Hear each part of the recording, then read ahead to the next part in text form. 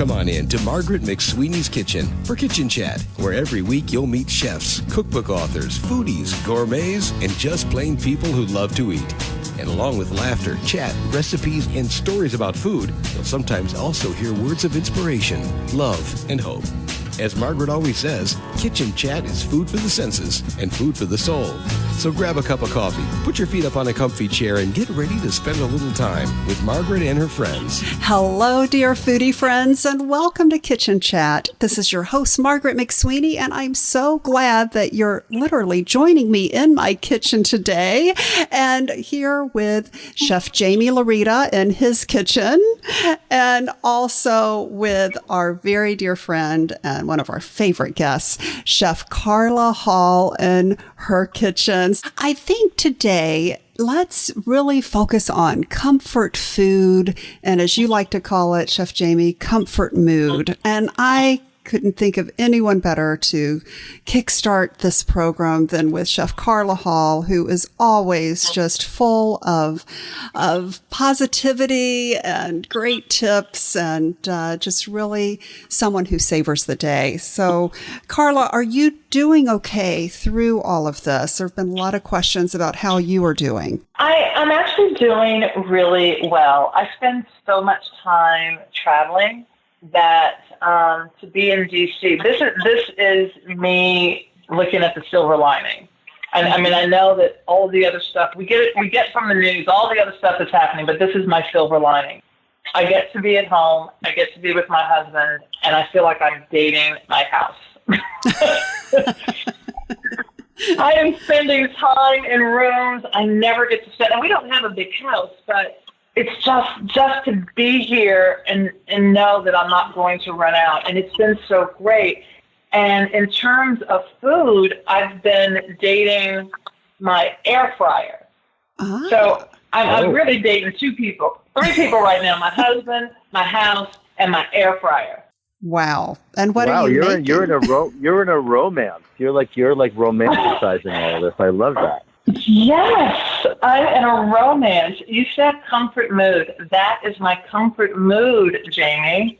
Oh. Yeah, well, for me, I've got to tell you, I'm in the mood as well. I've been doing again, reaching for that silver lining. I love that. I've been saying that myself, and it's funny how in sync we usually are. But this is a time where you can actually really get to know your kitchen and know those other rooms that you speak of, which we're all, well, I can't speak for you guys, but I seem to be hiding in them sometimes. But yeah, it's a great time to reflect on and practice different recipes and different ways of doing things. I love that you're going with the sourdough and the scrambled eggs. I'm right there with you. Yes. Jamie has become quite the sourdough aficionado recently. What?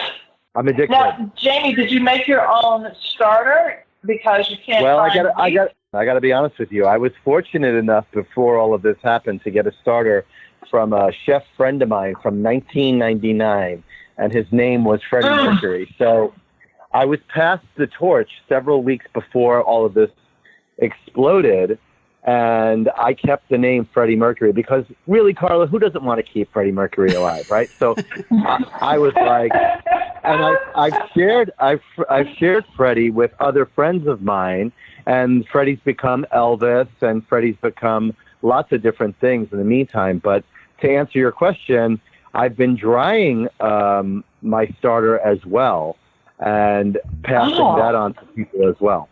Okay, can I confess something? The confessional is pretty alive. So this is probably maybe 1992, and somebody had given me a friendship bread. Right, you take a little bit, you keep some, or you make the bread, or you pass it on. And I didn't understand that. I didn't get it, and I cooked the entire thing. Oh no! And I went back to the lady.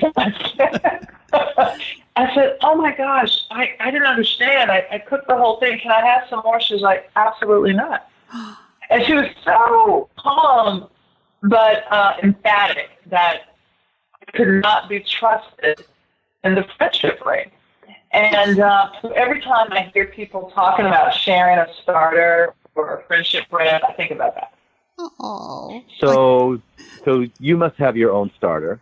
I do not. I have never made sourdough, ever. Oh. Okay, so can I share the love? Oh my gosh! And I swear, You're, wait, what you're saying to me is you can trust me with the starter, and I just want you to know that I can be trusted. oh. Carla, listen to me. Okay, here, let's be. I gotta be straight up. Okay, you gotta allow the universe to deliver when the universe needs to deliver, and I feel it's my duty at this point to remove the stigma and to remove the. It's almost like I feel like it could have been a curse that was put upon you. I feel obligated to send you the starter and to make you right. Wow. So this is my duty. Okay.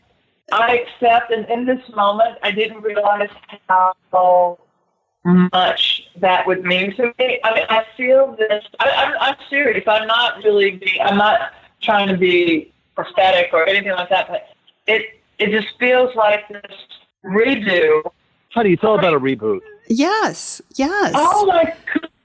Thank you. I accept. Oh. And you're starting your own Carla? friendship ring. Now I know that a small piece of me will always be with you, which is so creepy and wonderful. I don't think it's creepy at all. No, I love it. Well, first of all, I have to tell you, Freddie Mercury rocked then and he's rocking now. I have to tell you, this is the best sourdough, and you are going to be so elated, and I can't wait for you to be the person sharing it with other people. This is exciting. So it is my gift to you today. I'm going to bestow Freddie Mercury upon you. Okay. And wonderful. so, Carla, I love that you're beginning a new friendship ring again with the sourdough. So who are you going to pass it on to?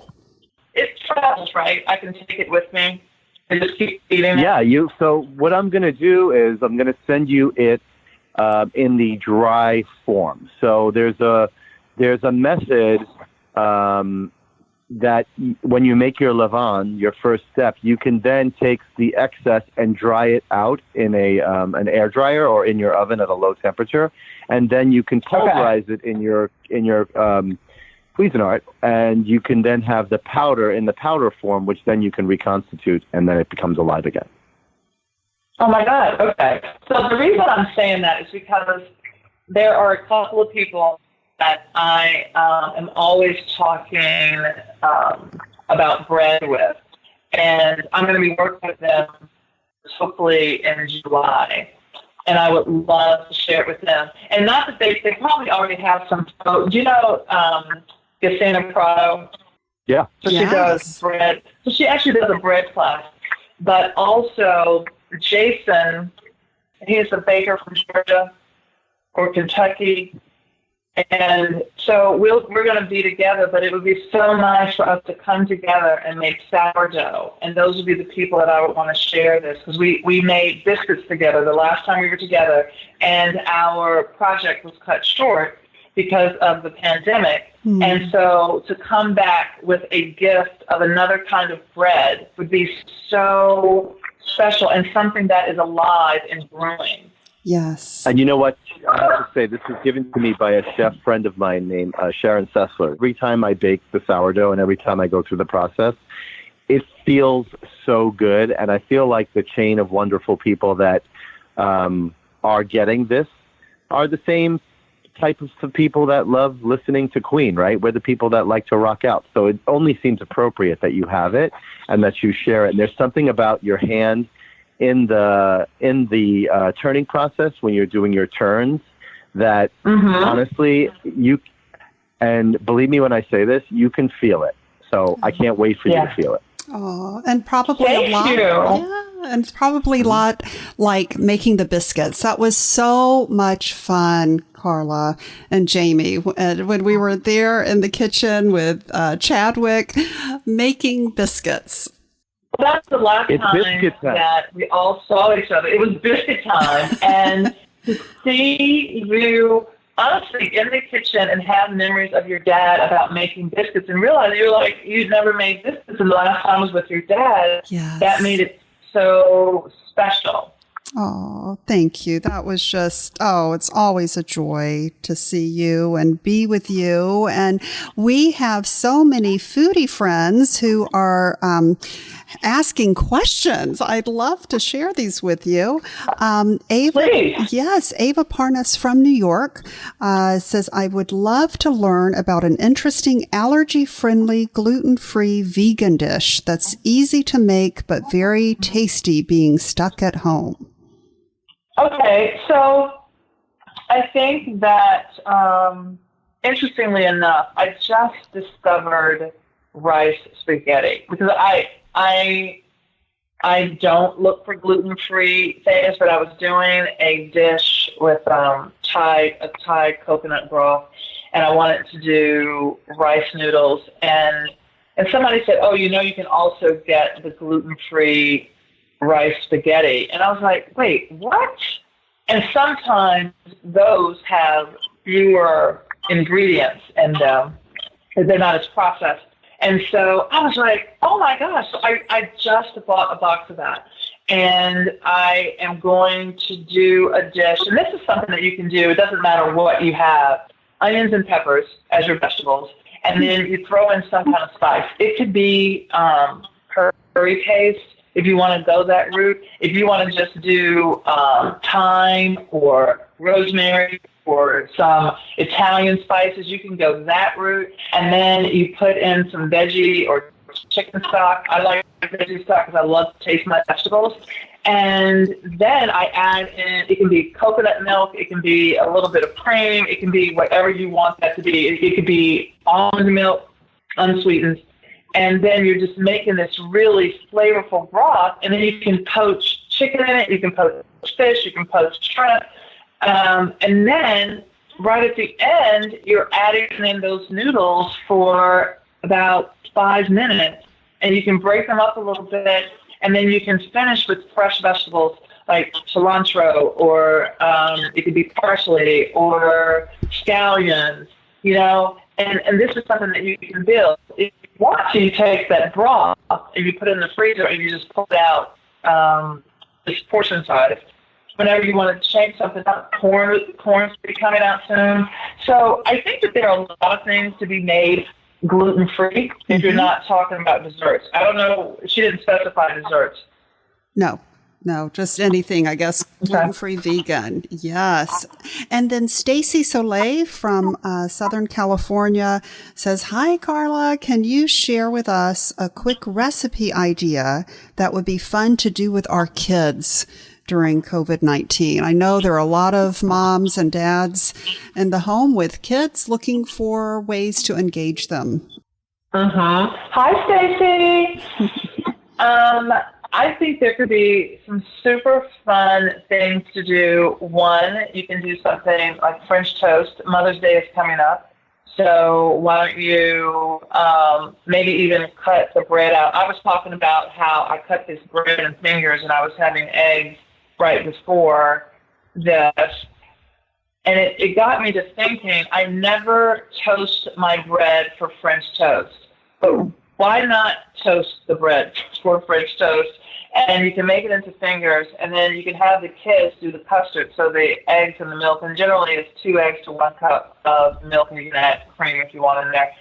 And then they can dip it, and then they can cook it on a griddle, or you can do an assembly line with the family, so that you have your kids dipping, and let's say you want to put the cornflakes for crunchy, one goes into the cornflakes, Mom shakes that out, and then Dad is over there actually cooking, and then you run around, and there's another child who's catching them at the end. And I think by seeing that assembly line, I feel like the kids will understand that, one, it takes a village to make a meal, but also their part is needed in the will. Oh, those are great tips. Sean Timberlake writes in and says, what do you do to shake things up when you get bored of cooking? I use a new process that I don't know, like the air fryer. Okay, so I've been using this air fryer. I told you I'm dating the air fryer, right? Yes. I I have been putting everything in the air fryer. I even put on Instagram how I had tried to make these cheese and crackers in the air fryer, and I was like, why does it sound like popcorn in there? And I opened it up, and the crackers had blown everywhere, and they were upside down into one blob. And so this lady goes, well, why don't you use the oven or the toaster oven? I said, because I know that works. So I absolutely love a challenge. And my challenge now is how many things can I make in the air fryer? And I don't have a fancy air fryer. It really is just a simple air fryer that jumps up 30 degrees. So I tried making biscuit donuts. I made biscuits the other day. I made some packets with tomatoes and garlic and olive oil and put that in the air fryer. So, oh my gosh, which means I can do a patio. Hey, Carla. Hey, Carla. You gotta make me a promise, Carla. You better not put Freddie Mercury in there. Don't you dare put Freddie Mercury. Oh, no. Okay, I won't.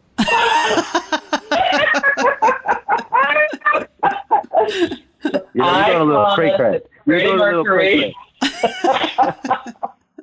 I better not find that out. Freddie Mercury will not go. I'm writing that down. Freddie Mercury will you go not and you print out a picture of Freddie Mercury and you put it next to the air fryer and you make sure that those two things do not connect.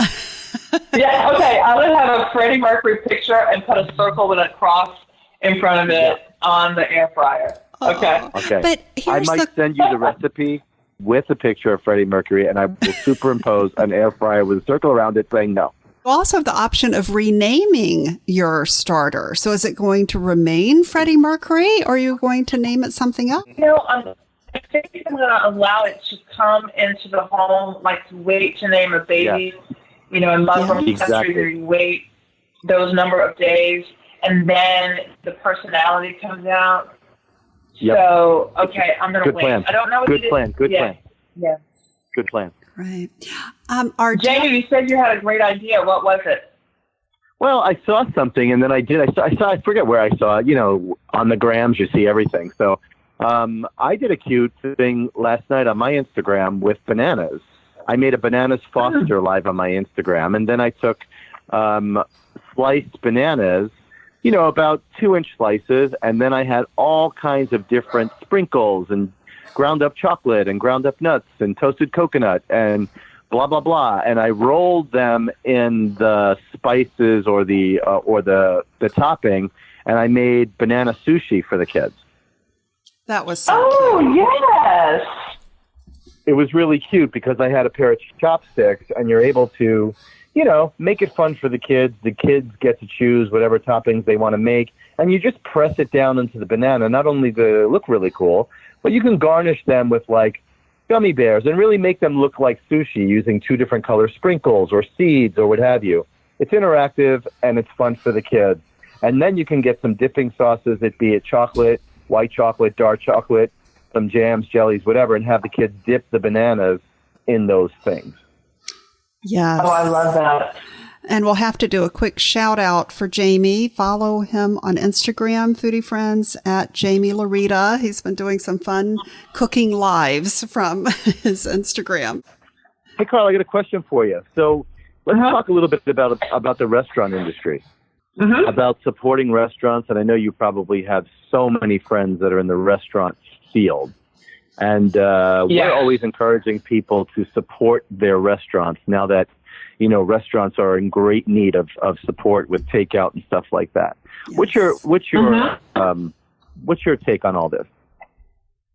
So because I'm in D.C., the way that I'm supporting some restaurants in New York that I used to go to is that I'm getting gift cards. Mm-hmm. And whether they'll be used or not, I'm just buying the gift cards for people. The way that I'm supporting some of the restaurants here in my home in D.C., even though we have plenty of food at home and my intention is to always cook, we just go there. We just go there, order food, or we may say to somebody, look, we're going to order food. Why don't you go by and pick it up? We bought dinner for you. Oh, that's nice. That is great. Oh, that's a great idea. Just paying it forward to someone to have that. Mm-hmm. Oh, That's really Yeah, Yeah, there's because a lot of them, several great ideas. yeah, a lot of them still have contactless pickup and delivery, and so it's going to be there. We just really want to support, the ones who can stay open, and especially for people who don't cook. So I just try to do my part. Oh, that is so wonderful. We got another question in. I'm loving all these questions from our mutual friend, Nancy, BHG. She says, "Hi, Carla. What are you watching and reading? And what is your favorite home-produced show? I love Jimmy Fallon." Oh, okay. So I am watching Ozark, a lot of things on Netflix. And I'm also watching, I just finished Ozark. Oh, Making It, because I didn't see last season. I love crafts, so Making It was the thing. I finished reading Such a Fun Age by Kylie Reed. And I actually listen to a lot of books on Audible. So I've been doing that. The last thing that I listened to was American Dirt, and that was by Janine Cummins. And I know there was some little hubbub around that book. And before I comment about the hubbub, I actually want to read the thing to see why, instead of jumping on the bandwagon. Right. I actually enjoyed it. I understand from the perspective of who wrote the book, but it was a well-written book, and I did enjoy it. I haven't been watching a lot of home-produced shows. No, that's not true. I did watch Trevor Noah and The Daily Show, and Hassan from Patriot. What was the Patriot Act? So he's doing his show, and but funnily enough, I don't watch a lot of those shows. Come on, Carla, you're not watching The Tiger King? Okay, that's next on my list. The Tiger King. Girl. But somehow, Matthew started it last night without me, but I'm not even going to go there. I'm not even going to go there. I don't know why he was cheating on me with that show. We talked about it. I'm just saying. I would love to regroup with you around episode 3, if it's possible. Maybe you can give me a call. Okay. I'm reading a great book right now. It's by a New York Times bestseller, Tom Robbins. Have you read Jitterbug Perfume? No. It's epic. It's really, really, it begins in the forests of ancient Bohemia. It's a saga that you must read. It's just really, really great. I think a mind like yours will really appreciate it. But check that out, Jitterbug Perfume. I'm already on it, for real. And I am reading cookbooks, and I'd love to read an excerpt from the one I'm reading right now. Hooty hoo. Oh, please. Welcome to my very first cookbook.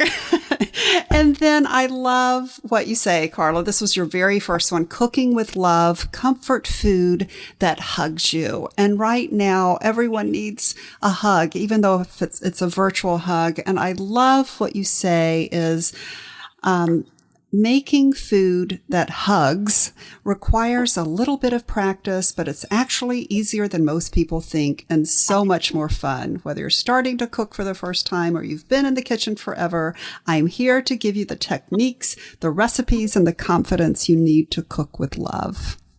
So that's what I'm reading. Oh, that is so sweet. Oh, well, I just love chatting with you. I just wish the three of us were in person together. I love that each of us is in a kitchen and sharing our hearts and words with those foodie friends who are out there and just need a little bit of encouragement.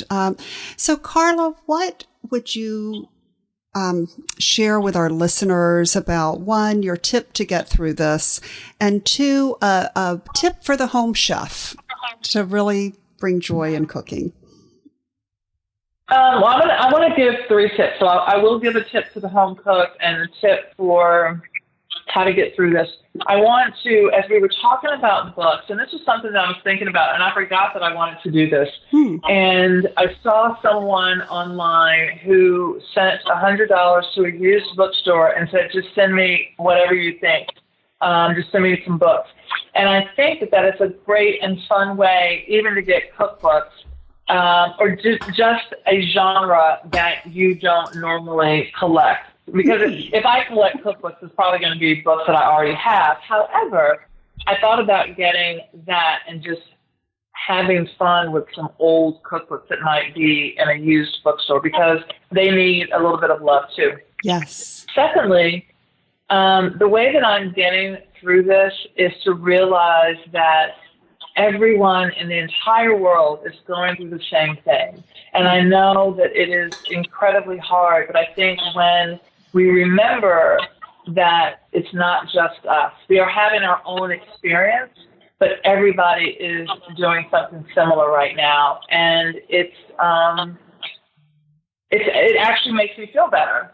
And it's a time to discover new things and to just realize that you can do things like cook. I think a lot of people are cooking more than they would have ever thought, and they are enjoying it.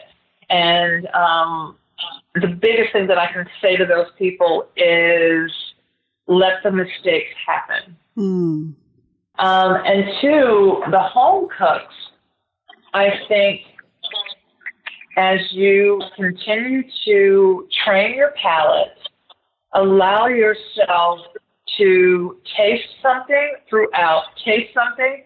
Take a little bit of that thing, that soup, or whatever it is you're cooking out. Add another ingredient. Before you add the other ingredient, take some out. Add it. Take some out. And then taste again. Before you add something else, take something out. So that you can see the progression of how you have developed the flavors of a particular dish. And I think a lot of times people are afraid, even when they're doing a recipe, they are afraid to add their own things, zhuzhing it up. And to see how the flavors develop, how it gets better, how you learn what that additional ingredient did to that dish, and that will improve your palate. Wow. Always great tips. Thank you so much, dear foodie friend, Chef Carla Hall, and my co-host, Chef Jamie Larita, for sharing these great words of wisdom and comfort mood and comfort food on Kitchen Chat today. Thank y'all. Well, thank you so much. I always love talking to you both. Huge hugs. From my kitchen to yours. Oh, I love that. And thank you. And Carla, before we break off here, I just want to let you know that Freddie Mercury's on his way, so you get ready. Yes. Thank you. That'll be great. And thank you, dear foodie friends, for joining us on Kitchen Chat today. Please make sure that you visit Carla and her kitchen. I'll make sure I post her website links and Instagram links. Visit with Jamie and his kitchen and also on Instagram. And please visit me in my kitchen, kitchenchat.info. And always remember to take a moment and savor the day. Thanks for joining Margaret for Kitchen Chat today. Margaret would be so excited for you to drop by and visit with her at kitchenchat.info, where you'll enjoy podcasts, blogs, recipes, tips from chefs, and even great giveaways. She invites you to share your recipes and kitchen stories too. As Margaret always says, savor the day.